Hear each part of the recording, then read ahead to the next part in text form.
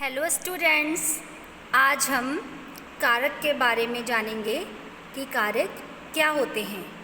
So let's start this video. सबसे पहले हम कारक की परिभाषा जानेंगे। संज्ञा या सर्वनाम का जो रूप क्रिया के साथ संज्ञा या सर्वनाम का संबंध बताए उसे कारक कहते हैं। अर्थात जो चिन्ह संज्ञा या सर्वनाम का संबंध वाक्य के अन्य संबंधों से जोड़ते हैं उसे कारक कहते हैं। यानी कारक के द्वारा हम संज्ञा या सर्वनाम का संबंध वाक्य के अन्य शब्दों से स्पष्ट कर सकते हैं।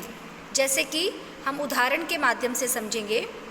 जैसे फर्स्ट उदाहरण है यहाँ पे, पुलकित ने गृह कार्य कर लिया, इंदिरा को पुस्तक दी, गीता ने साबुन से हाथ धोए, रूपा बेटे के लिए जूते लाई, कुलदीप कक्षा से निकला, रश्मि मधु की बहन है, सिद्धार्थ मेले में घूम रहा है, अरे वाह अनूप। इसमें आप देख रहे हैं ये जो ब्लैक कलर के हाईलाइट जो चिन्ह हैं ये आपके कारक चिन्ह हैं। इन्हें विभक्तियाँ भी कहते हैं। जैसे कि ने, को, से, के लिए, से, की, में, अरे, ये सभी कारक के चिन्ह होते हैं। इनके द्वारा हम संज्ञा का संबंध वाक्य के अन्य शब्दों से स्पष्ट कर सकते हैं। जैसे कि पुलकित ने गृह कार्य कर लिया है।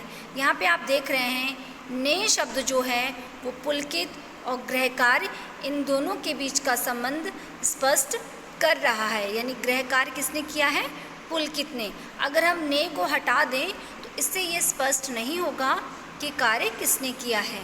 तो इससे ये स्पष्ट हो जाता है कि कार्य पुलकित ने किया है।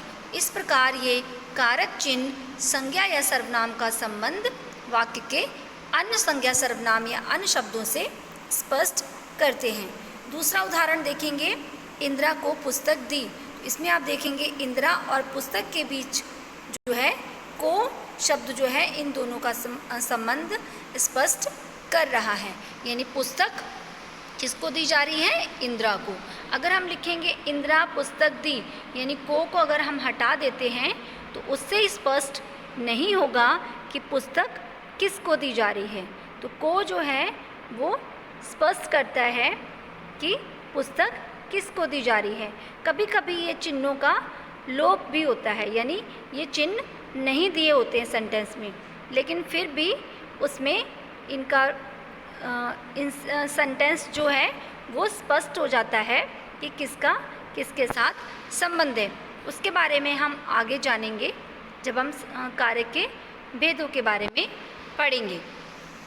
तो स्टूडेंट्स, इतना सभी को समझ में आ गया होगा कि कारक क्या होते हैं और वो किस तरह से अपना संबंध वाक्यों के अन्य शब्दों से स्पष्ट करते हैं। आइए अब हम कारक के भेदों के बारे में जानते हैं।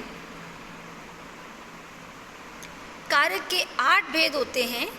कर्ता कारक, कर्म कारक, करण कारक, संप्रदान, अपादान, संबंध, अधिकरण, संबोधन। तो ये कर्ता के 8 भेद होते हैं। अब यहाँ पर हम इनको चिन्हों के साथ देखेंगे। कर्ता का चिन्ह होता है ने, कर्म का चिन्ह होता है को, करण का होता है से और द्वारा, संप्रदान का के, लिए और को या फिर हेतु, अपादान का से यानी ये अलग होने के अर्थ में होता है जब कोई चीज़ किसी से अलग होती है, संबंध का की, के, रा, री, रे या फिर ना, नी, ने। जैसे कि मेरा, मेरी, मेरे, इसमें रा, री, रे आता है। और अपना, अपनी, अपने, इसमें ना, नी, ने आता है। आपका, आपकी, आपका, आपके, इसमें का, की, के आता है। या फिर अकेला ही का, की, के दिया हो तब वहाँ पर संबंध कारक होता है। अधिकरण कारक का चिन्ह होता है में और पर। संबोधन का चिन्ह होता है हे, हरे, हे, हो, हाय। यानी जहाँ पर ये संबोधित वर्ड दिए होते हैं, शब्द दिए होते हैं, वहाँ पर संबोधन कारक होता है। आगे है यहाँ पे कारक के भेद फिर से दिए हैं। यहाँ पर उदाहरण के साथ दिए हैं। जैसे ने, शाहरुख खान ने एक्शन किया, निहारिका को बुला लो, सलमान जहाज से गया, घोड़े के लिए चारा लाओ, वृक्ष से पत्ते गिरे, मुनिया के घर में चिड़िया घुसी, मैदान में बच्चे खेले, भैया ज़रा फल देना। तो इसमें आप देख रहे हैं सभी में ये कारक चिन्हों का प्रयोग किया गया है। आइए हम कारक के बारे में विस्तार से जानेंगे। सबसे पहले हम जानेंगे कर्ता कारक के बारे में। कर्ता कारक का चिन्ह होता है ने। संज्ञा या सर्वनाम का वह रूप जो क्रिया के करने वाले का बोध कराता है, अर्थात क्रिया के करने वाले को क्या कहते हैं? कर्ता कहते हैं। यानी जो क्रिया को करता है उसे कर्ता कहते हैं। कर्ता कारक का विभक्ति चिन्ह होता है ने। ने विभक्ति का प्रयोग कर्ता कारक के साथ केवल भूतकालिक क्रिया होने पर ही होता है।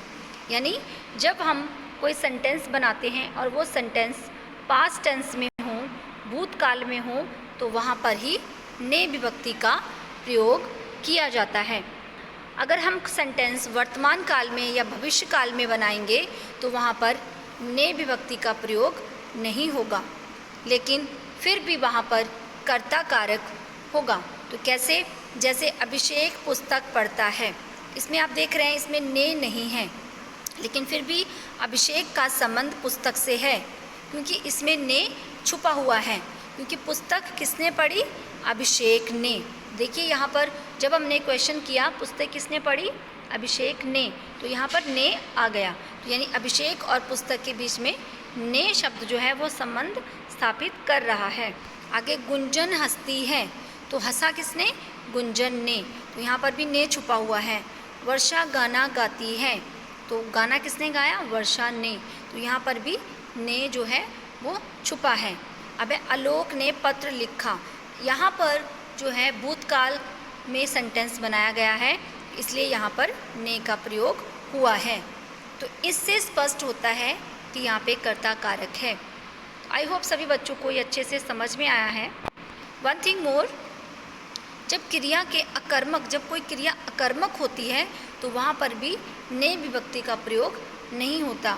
जैसे कि हंसना, हंसती है, तो यहाँ पर जो है गुंजन हंसती है, तो यहाँ पर ये अकर्मक है क्रिया, यानी हंसना जो है अकर्मक क्रिया होती है, तो यहाँ पर ने का प्रयोग नहीं किया गया है।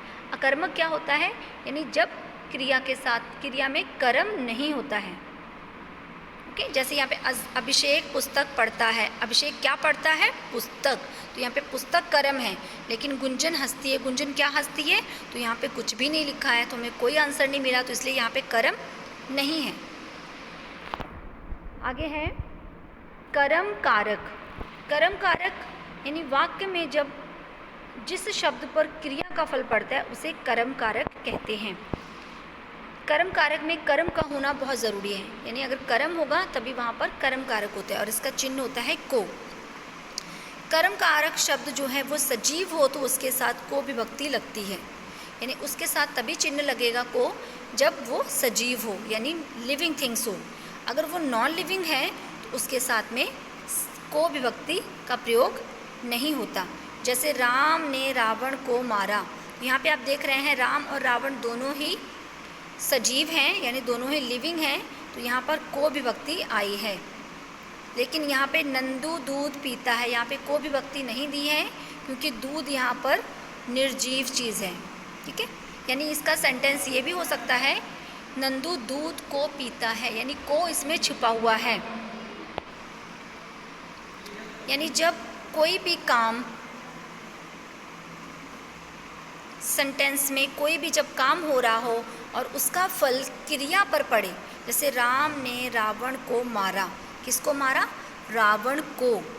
ठीक है, तो यानी ये जिस वाक्य में जिस शब्द पर क्रिया का फल पड़ता है उसे कर्म कारक कहते हैं। यानी इस वाक्य में आप देख रहे हैं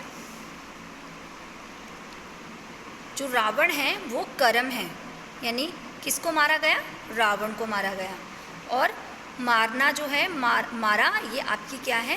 क्रिया है, यानी क्रिया का फल जो है वो किस पे पड़ा? वो रावण पर पड़ा। ठीक है, किसको मारा गया? रावण को। इसलिए जो रावण है, रावण कर्म के साथ कर्म कारक का चिन्ह विभक्ति चिन्ह भी लगा है को, इसलिए यहाँ पर क्या है? कर्म कारक है। कई बार जो है कर्म कारक चिन्ह नहीं होता है तो वहाँ पर आप सेंटेंस दूसरी तरीके से बनाकर उसमें पता कर सकते हैं। जैसे नंदू दूध पीता है, तो नंदू दूध को पीता है ना, तो नंदू दूध को पीता है। तो जैसे सत्य प्रकाश जी ने भाषण दिया, तो सत्य प्रकाश जी ने भाषण को दिया, यानी भाषण सत्य प्रकाश जी तो दे रहे हैं, तो यहाँ पर को जो विभक्ति चिन्ह है वो छिपा हुआ है। आई होप सभी बच्चों को ये दोनों कारक अच्छे से समझ में आए हैं। आज के लिए बस इतना ही। अगले कारक के बारे में हम अगली वीडियो में जानेंगे। तब तक के लिए have a good day students. Thank you.